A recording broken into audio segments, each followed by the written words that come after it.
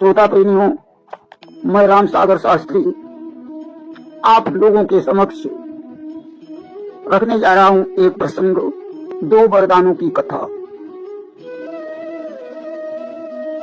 देखिए, राम के राज तिलक की तैयारी हो रही थी और इधर मंथरा ने कैकेयी को भड़काया कि दुई वरदान भूप पर थाती, मांगहु आज जुड़ावहु छाती। तुम्हारे दो वरदान राजा पर बाकी हैं, आज मौका है, उन्हें मांग लीजिए। देखिए, ये मंथरा थी कौन? सजना ये मंथरा जो है राजा बल के पिता थे विरोचन। उन विरोचन की पुत्री है, यानी राजा बल की बहन थी। विरोचन बड़ा दानी था, देवताओं को परेशान किया। इंद्र ने ब्राह्मण बनकर विरोचन से उसके सिर का दान मांग लिया था, इसीलिए ये इंद्र पर क्रोधित थी। देखिए, जिस समय देवासुर संग्राम में दैत्य मंथरा की शरण में गए, इसने सरदारी करके देवताओं को नाग पाश में बांध लिया। सिर्फ इंद्र बचे थे। इंद्र विष्णु के पास गए, विष्णु ने अपनी शक्ति देकर देवताओं को मुक्त कराया। मंथरा के पीठ पर इंद्र ने वज्र मारा और कोवर निकल आया। मरकर इसने अपना बदला लेने के लिए पुनः मंथरा के रूप में कैकेयी के पिता के भाई जो बृहदस्यु थे उनके यहां जन्म लिया। सज्जनों, मंथरा वही बात कहती है कि दुई वरदान भूप पर थाती, मांगहु आज जुड़ावहु छाती। तुम ऐसा करो, दो वरदान मांग लो जो तुम्हारे बहुत दिनों से बाकी पड़े हैं। देखिए, इस वरदान की क्या कथा है। एक बार देवताओं पर जो शूर्पणखा का पुत्र विद्युत हुआ था, उसने आक्रमण कर दिया कि विद्युत जी वीर बलवंका, जाहिन काल बली की शंका। बड़ा वीर था। तेरी सुरपति पर कीन चढ़ाई, अमित काल लऊ भई लड़ाई। उसने देवलोक पर आक्रमण कर दिया। बहुत युद्ध हुआ, इंद्र जीत नहीं पाए। तब सुरपति दशरथ पहियाए, और करी विनती आवे न सुनाए। उस समय इंद्र दशरथ के पास आए और कहने लगे कि उठो जात देवन को वंशा, सब सुरलोक होत विध्वंसा। देवताओं का नाम निशान मिट जाएगा कि मोर साय भूप अब कीजे, निश्चर जीत सुयस जग लीजे। हे महाराज दशरथ, मेरी सहायता करो। तो दशरथ कैकेयी के साथ युद्ध करने के लिए गए। उस युद्ध में दशरथ के रथ के पहिए की धुरी निकल गई। कैकेयी ने अपनी उंगली डाल दी। राजा दशरथ युद्ध करते रहे। देखिए, कैकेयी की एक उंगली पत्थर की थी। ऐसे कैकेयी जब छोटी थी ना, तो इसने दुर्वासा इसका दंड चुरा लिया था कि दुर्वासा को दंड चुरावा, तब मुनि ते ही साप गावा। उस समय दुर्वासा ने इसे श्राप दे दिया कि हे कैकेयी, तूने मेरा दंड चुराया है, इसलिए तेरी एक उंगली पत्थर की हो जाए। सज्जनों, युद्ध होता रहा। विजय करके जब महाराज दशरथ चले हैं, तो चलन लगे दशरथ बलवाना, इंद्र कहा मांगहु वरदाना। दशरथ जब चलने लगे तो इंद्र ने कहा, महाराज कोई वरदान मांग लो। तो बोले, बिहसी भानुकुल अंशी, बदला ले तो नाही रघुवंशी। उस समय महाराज दशरथ ने कहा कि हम रघुवंशी हैं, अपना बदला नहीं लेते। इंद्र ने दशरथ को एक मणि प्रदान की। कहा, जहां यह मणि रहेगी उसके कुल का विनाश नहीं होगा। अब दशरथ ने देखा कि कैकेयी अपनी उंगली धुरी की जगह पर डाले है। बड़े प्रसन्न हुए। कहा, प्रिय, तुम मुझसे कोई वरदान मांग लो। उसने कहा, नाथ, जब जरूरत होगी तब मांग लूंगी। उन्हीं को मंत्रा याद दिला रही है कि दुई वरदान भूप पर थाती मांग हुआ आज जुड़ा बहु साथी। रानी आज वो 2 वरदान मांग लीजिए। जानते हो कैकेयी ने क्या मांगा था कि सुनहु प्राणपति भावत जी का देहु एक बर भर तही का। पहला वरदान मेरा यह है कि भरत को राजगद्दी दी जाए और तापस वेश विशेष उदासी 14 वर्ष राम वनवासी। और राम तपस्वी बनकर 14 वर्ष के लिए वन चले जाएं। यह मेरा दूसरा वरदान है। सज्जनों, बात ये आती है कि आखिर कैकेयी ने 14 वर्षों का वनवास राम के लिए क्यों मांगा।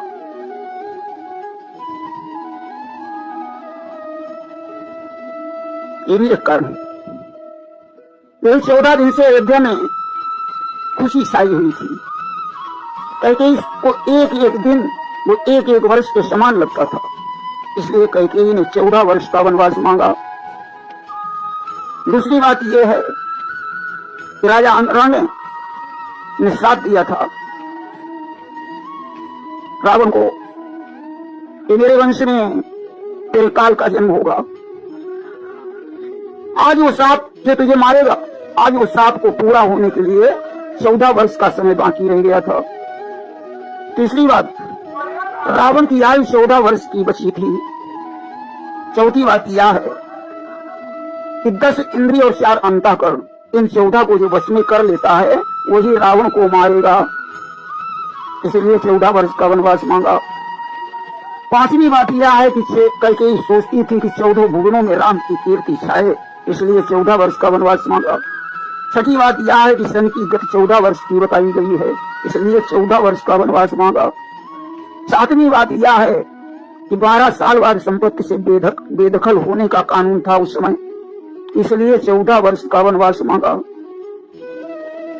तो जो कैकेयी कहती है कि तापस वेश और विशेष उदासी 14 वर्ष राम वनवासी।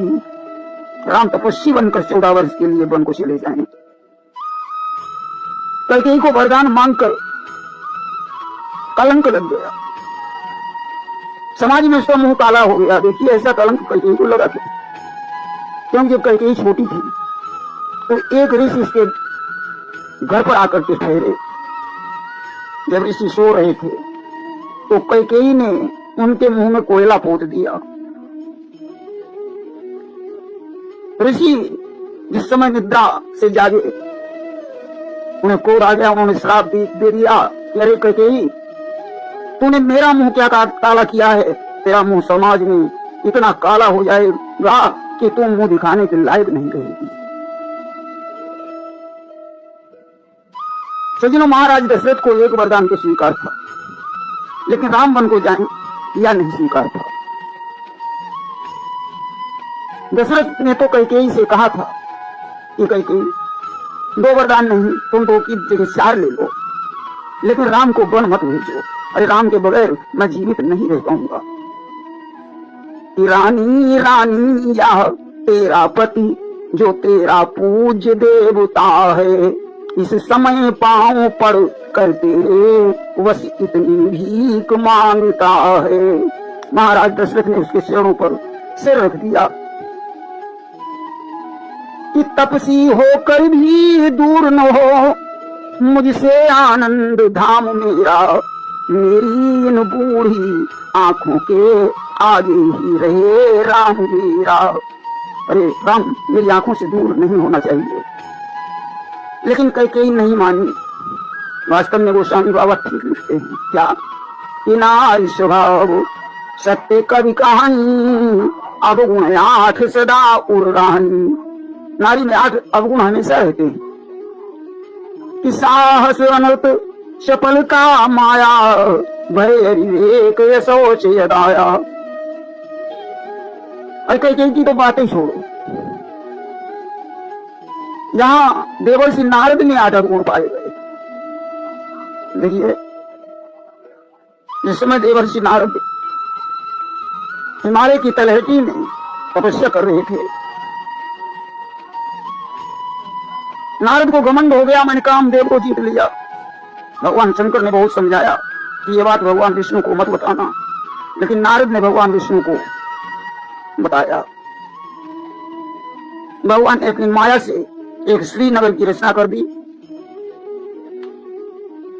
विश्व मोहिनी नाम की एक कन्या बना दी, उसका स्वयंवर हो रहा है। नारद वहां गए तो नारद के मन में ऐसी भावना हुई कि इसका विवाह मेरे ही साथ होना चाहिए। कथा तो आपने सुनी ही होगी। साहस की बात देखी। भगवान विष्णु के पास पहुंचे, विष्णु से कहा कि आपन रूप देहु प्रभु मोही, आनी भांति नहीं पावहूं। विष्णु मोहिनी को जानने के लिए भगवान से सुंदर रूप मांगने के लिए गए। और कोई व्यक्ति यदि प्रधानमंत्री से जाकर के कहे कि ये कुर्ता उतार कर मुझे दे दो, तो क्या कहा जाएगा? साहस। अनर्थ की बात देखिए, अनर्थ माने झूठ। जब उस कन्या का हाथ देखा तो हाथ में लिखा क्या था कि जो यही बरई अमर सो होई, जिसको इसका वर्ण करेगा वो अमर होगा। लेकिन नारद ने ये समझ लिया कि जो इसे बरेगा वह अमर हो जाएगा। इसलिए नारद ने क्या किया कि लक्षण सब विचार उड़ राखे और कशुक बनाई भूप सन राखे। सारे लक्षणों को छुपा लिया, बनावटी बात बताई। बोलिए बनावटी बात झूठी होती है या नहीं? झूठ बोले। चपलता देखें कि जिस समय भगवान ने इन्हें बंदर का रूप दे दिया तो ये जाकर के सिंहासन पर बैठे, बार बार उछल रहे थे कि पुनी पुनी मुनि वो कसही अकुलाही और देखी दशा शिवगण मुस्काही। बार बार उछक उछक कर देख रहे थे कि पता नहीं कन्या ने मुझे देख पाया है या नहीं। क्या है ये? चपलता। चपलता का मतलब चंचलता। माया नामक अवगुण देखें कि माया विवश भये मुनि मूढ़ा, समझी नहीं प्रभु गिरा निगूढ़ा। भगवान ने कहा था नारद, जिसने तुम्हारा परम हित होगा मैं वही करूंगा। लेकिन नारद ये समझते थे कि मेरा परम हित मुझे भगवान का रूप मिल जाए इसमें है, लेकिन भगवान ने उन्हें बंदर का रूप दे दिया। तो नारद भगवान की ये बात नहीं समझे, मुंह की तरह नहीं समझे। क्या है? माया। बात करते हैं भय की। किताब मुनियति सभी तो प्रभु चरणा, वे जाई प्रणतारित हरणा। भगवान को जब नारद ने श्राप दे दिया, इसके बाद भगवान ने जब अपनी माया को दूर किया तो इन्हें ज्ञान हो गया, भय उत्पन्न हो गया। भयभीत होकर भगवान के चरणों में गिर पड़े। अविवेक देखी, भगवान से कहने लगे कि मैं दुर्वचन कहे बहुते और का मुनि पाप मिटहि कस मेरे। अरे मैंने मेरी ज्ञान नहीं रहा, मुझे क्या करना चाहिए? एक आदमी दूसरे को उपदेश दे रहा है और खुद उसे ये पूछना पड़े कि मुझे क्या करना चाहिए, तो बोलो क्या है ये? अविवेक। असोच। असोच का मतलब होता अपवित्रता। यह अवगुण देखें कब? कि जिस समय उस कन्या को देखा तो इनका अब मन तपस्या में नहीं लग रहा कि जप तप कशुन हो यही काला विधि मिलही कवन विधि बाला। जब तप नहीं हो रहा है, तपस्या नहीं हो रही है, विश्व मोहिनी मिल जाए। क्या है ये? असोच, अपवित्रता। अदाया नामक अवगुण देखिए। अदाया का मतलब दया नहीं करना। जब माला भगवान के गले में डालकर, भगवान भी राजा राजकुमार बनकर आए थे, माला डाल दी, भगवान चले गए तो नारद तो शिवगणों ने कहा कि अपना मुंह तो देखो। आजकल में इन्होंने अपने मुंह को देखा, इन्हें गुस्सा आया भगवान पर। तो कहते हैं कि दी हूं साप कि मरी हूं जाई और जगत मोर उपहास कराई। मैं जाते ही साथ दे दूंगा या जाते ही उन्हें मारने लगूंगा। क्या है ये? अदाया। सज्जनों, देवर्षि नारद ने आकर गुण पाए गए।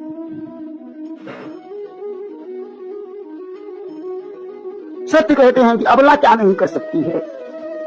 कौन पावक जारी सकु कान समुद्र समाई, कान करे अबला प्रबल ते ही जग काल न खाई। आग किसको नहीं जला सकती, समुद्र में क्या नहीं समा सकता। एक अबला जब प्रबल बन जाती है तो क्या नहीं कर सकती, काल किसको नहीं खाता। तो नारी स्वभाव सत्य कभी कहाई, अब गुण आठ सदा उर्राही। स्त्री के 8 अवगुण हमेशा विराजमान रहते हैं कि साहस अनथ चपलता माया, भय अविवेक यशोच अदाया। साहस, स्त्री के साहस की बात बताएं। अभी सड़क पर चल रही हूं और धोखे से किसी की साइकिल का पहिया तनिक भी टच हो जाए तो साहस देखो, तुरंत हाथ में चप्पल। अरे दिखाई नहीं पड़ता, अंधे हो क्या? इतनी चप्पलें मारूंगी, गिनूंगी नहीं?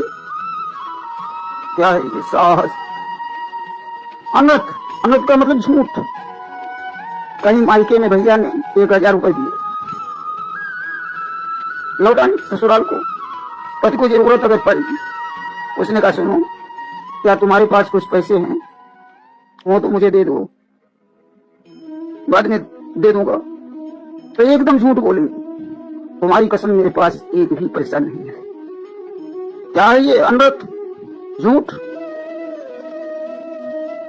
चपलता देखें, अभी मोहल्ले में किसी की बारात आ गई तो फिर देखो, इन्हें कितना भी रोको लेकिन मानेंगी नहीं। जरा देख आए रामकली का दूल्हा कैसा है। हाँ, क्या है ये? चपलता। भय की बात करें, भय अंधेरी रात हो फिर भय देखो इनका। इनसे कहा जाए कि जरा दरवाजे के पास माचिस पड़ी है, उठा लाओ, तो मालूम क्या कहेंगी? मैं नहीं जाऊंगी, मुझे बहुत डर लगता है। क्या है ये? भय। अविवेक की बात देखें, विवेक से काम नहीं लेती। कोई मूर्ख झूठी सांची बातें बनाकर अपने को बहुत महान सिद्ध करे तो इन्हें तुरंत विश्वास हो जाएगा कि बहुत बड़ा आदमी होगा। ये बात बिल्कुल सही है। क्या है ये? अविवेक। असोच की बात बताएं। असोच माने अपवित्रता। बच्चे को शौचाया, हाथ पल्लू में पहुंच लिए, तब तक पतिदेव आए, उन्होंने कहा खाना लाओ, थाली उठाई, उसी पल्लू से थाली पहुंच दी। क्या है ये? असोच। अदाया की बात करें, दया नहीं। अपनी पर अगर आ जाए तो चाहे तुम्हारे प्राण भी चले जाएं, इन्हें कोई परवाह नहीं। आज महाराज दशरथ बार बार कहते हैं कि प्रिय जीवन मोर राम बिनु नहीं। प्रिय, मैं राम के बगैर नहीं जी सकता हूं। लेकिन कैकेयी ने कहा कुछ भी हो, यह वरदान मुझे जरूर देना होगा। सज्जनों, राजा दशरथ मजबूर हो गए, हाँ भी नहीं कह पाए, बेहोश होकर गिर पड़े। इधर सज्जनों विदा मांग करके राम तो वन चले गए। सुमंत को भेजा था कि वन को दिखाकर वापस लौट आना। राम वन की तरफ चले हैं, सुमंत घर की तरफ चला है। देखिए, जिस समय लक्ष्मण बन जा रहे थे, सीता भी थी, तो एक जगह की मिट्टी लक्ष्मण ने अपने हाथों में उठाई। राम और सीता सहित जाते थे सौमित्र, तभी किसी वनखंड में देखी भूमि विचित्र। एक जगह की कुछ मिट्टी देखी, बड़ा विचित्र मिट्टी दिखाई पड़ी, तो लक्ष्मण ने वहां थोड़ी मिट्टी अपनी मुट्ठी में रख ली। जैसे मिट्टी मुट्ठी में रखी, लक्ष्मण का विचार बदल गया। अरे मैं राम के साथ में क्यों आया? मैंने अपनी पत्नी को क्यों छोड़ दिया? कि मैं क्यों राघव के संग आया? वन में क्या काम हमारा है? पत्नी को तज कर महलों को क्यों हमने ठोकर मारा है। अरे मैं महलों को छोड़कर बनने क्यों आया। लक्ष्मण का जब ऐसा विचार हुआ, मिट्टी फिर पृथ्वी पर रख दी, मिट्टी रख दी भूमि पर, फिर से आया ज्ञान, लगे सोचने जगत में सेवा धर्म महान।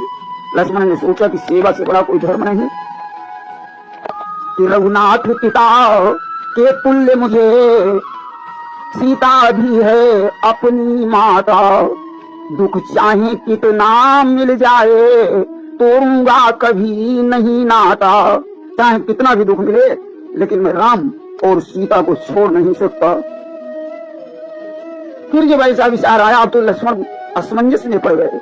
असमंजस में पड़ गए नहीं, रुकी जब बात तब बोले रघुनाथ से क्या कारण है तात।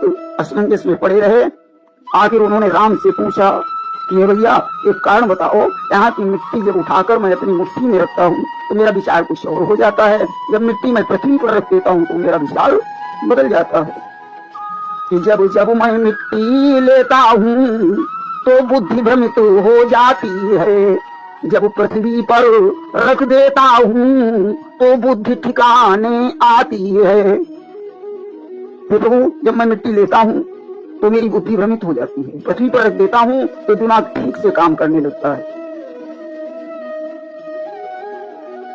भगवान ने कहा कि यहाँ पर दो दैत्य रहते थे,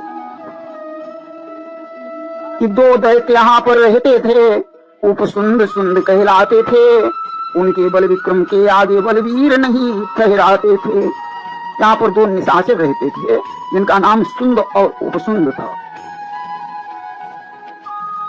दोनों में बड़ा प्रेम था। उन्होंने ब्रह्मा जी की तपस्या की, वरदान मांगा कि हम दोनों की मृत्यु विग्रह से हो, क्योंकि वो सोचते थे कि हम लोगों का इतना प्रेम है कि कभी विग्रह हो ही नहीं सकता, कभी लड़ाई झगड़ा नहीं हो सकता। सज्जनों,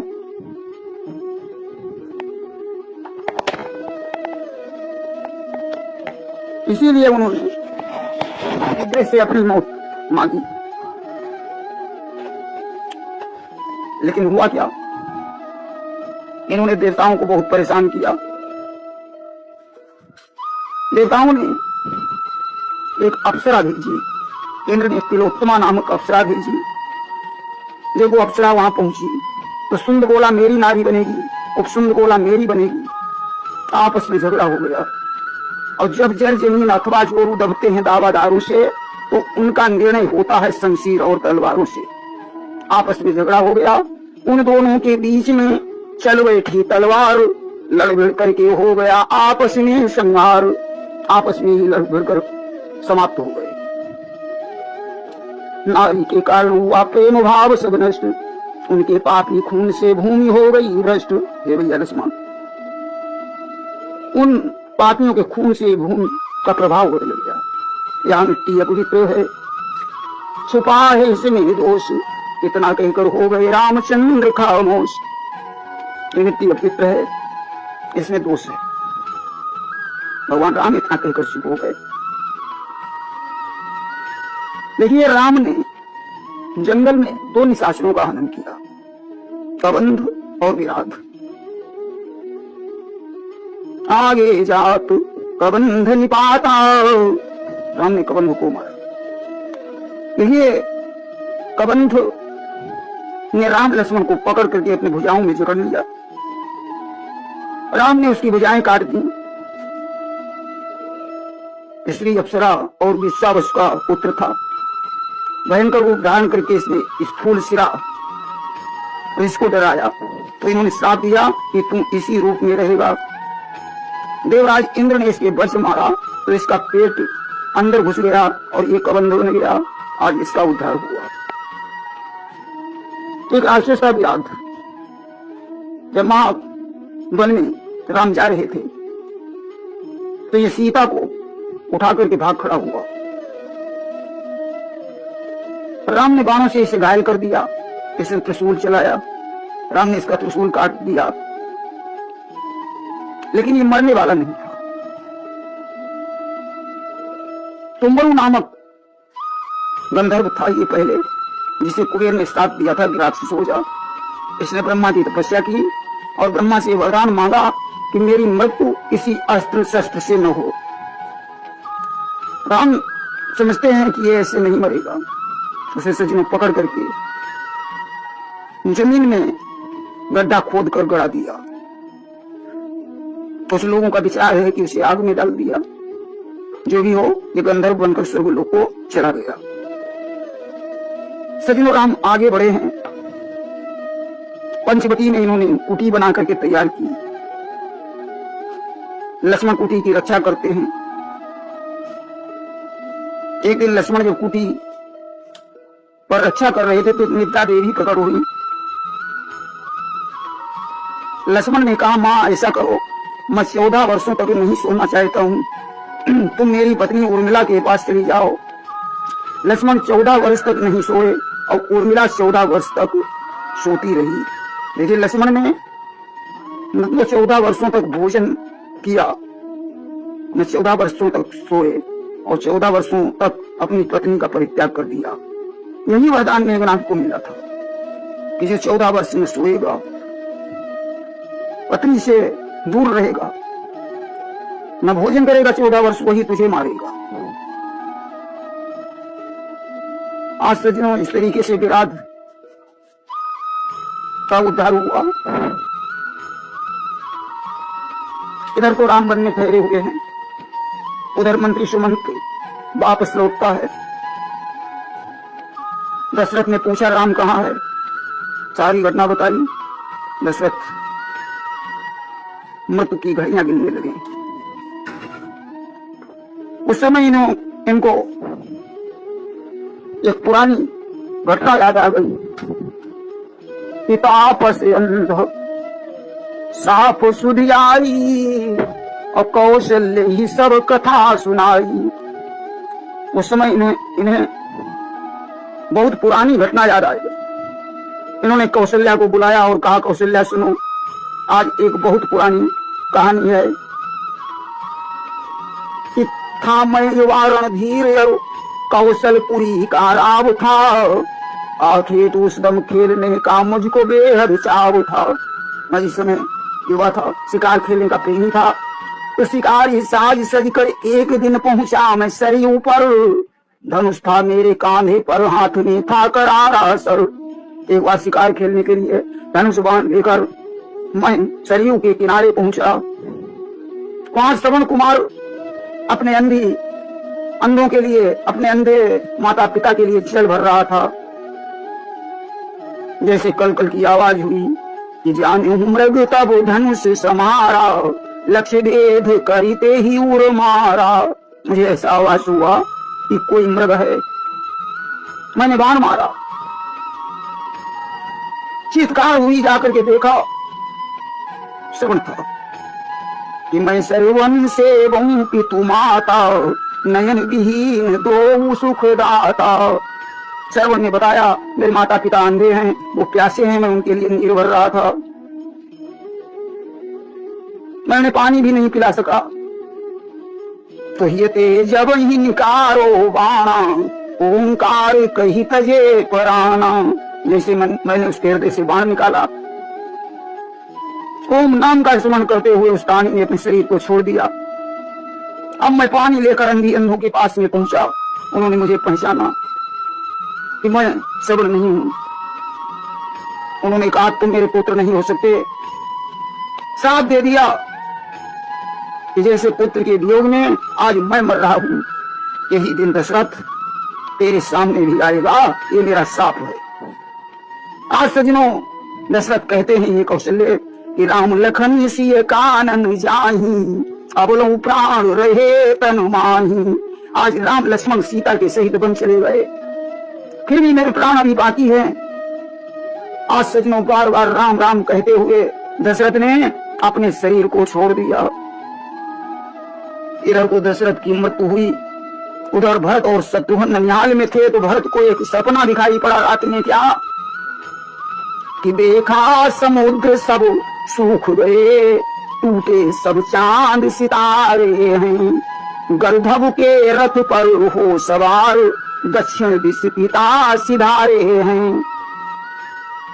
स्वप्न देखा भरत ने कि समुद्र सूख गए, चांद सितारे टूट करके गिर गए। हमारे पिता दशरथ एक रथ पर बैठे हैं जिसमें गधे मचे हैं और वो दक्षिण दिशा को जा रहे हैं।